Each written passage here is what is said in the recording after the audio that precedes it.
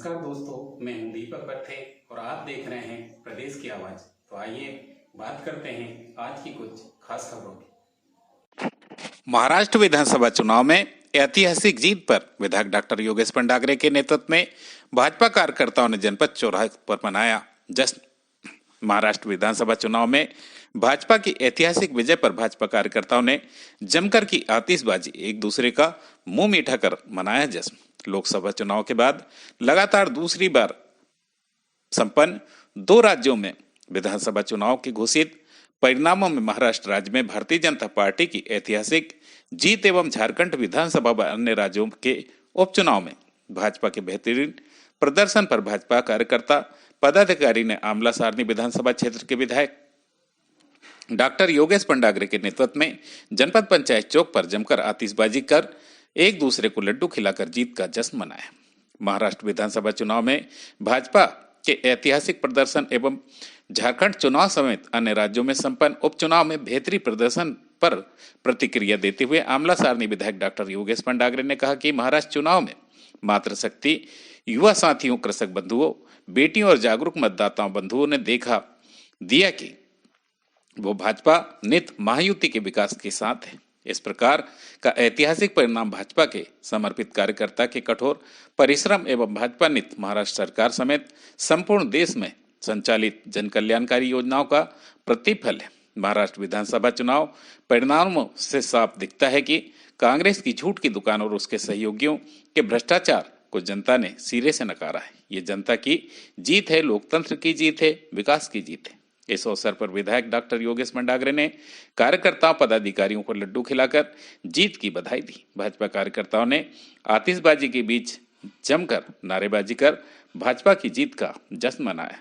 संगठन पर्व सदस्यता अभियान के निमित्त नगर आमला अंतर्गत गठित बूथ समिति के नवनियुक्त बूथ अध्यक्षों का आमला विधायक डॉक्टर योगेश पंडागरे ने पुष्पमाला से अभिनंदन किया।